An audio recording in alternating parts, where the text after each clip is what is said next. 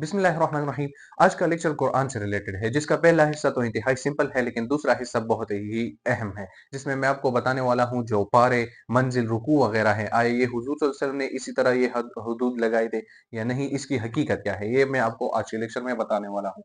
Start लेते हैं। सबसे पहले तो हम सीखेंगे कि कुरान के मानी क्या है। कुरान के लग़वी मानी, कुरान के लग़वी मानी है तिलावत करना या जमा करना, ये लग़वी मानी है। इसके अलावा कुरान मजीद के मानी है पढ़ी जाने वाली किताब या बार बार पढ़ी जाने वाली किताब, जो कि इसकी वजह तस्मिया भी है, चूंकि ये एक वाहिद ऐसी किताब है जो कि पूरी दुनिया में बहुत ज्यादा पढ़ी जाती है और बार बार पढ़ी जाती है। तो सबसे पहले है आयत, तादाद इन सब की बताता हूँ, फिर उस वजाहत की तरफ चलते हैं। आयत, कुरान मजीद में कुल आयत है 6236, 6236 विदाउट बिस्मिल्लाह। सूरतें, कुल सूरतें कितनी हैं? सिंपल 114। सजदे, कुरान मजीद में सजदे कितने हैं? 14, 14 सजदे हैं। रुकू, टोटल रुकू कितने हैं? 556, 556 रुकू है टोटल। मंजिलें कितनी हैं कुरान मजीद में? 7 मंजिलें हैं। 30 पारे हैं, पारे 30।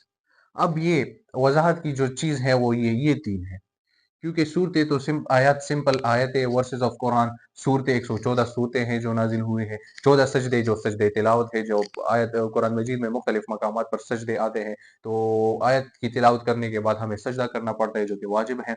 तो ये रुकू, मंजिल और पारे, इसकी हकीकत क्या है?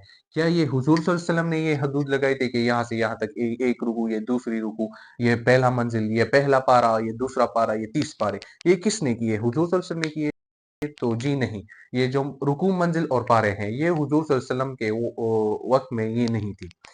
इसकी हकीकत ये है कि जो रुकू ये बनी है, जो पाक व हिंद के उलमा है, इन्होंने मजामीन के लिहाज से चंद आयतों का मजमुआ बनाया और इस तरह 556 मजमुए बनाए जिन्हें रुकू रुकू कहते हैं।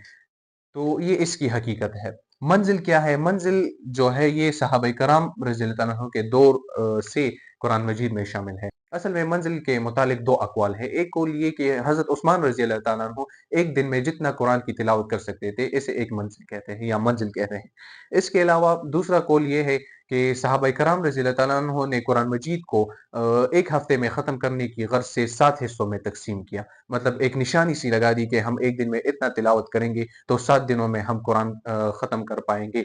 तो इन 7 हिस्सों को मंजिल कहते हैं, सिंपल। इसके अलावा ये जो 30 पारे हैं, इसकी क्या हकीकत है? ये किसने 30 पारों में तक़सीम किए?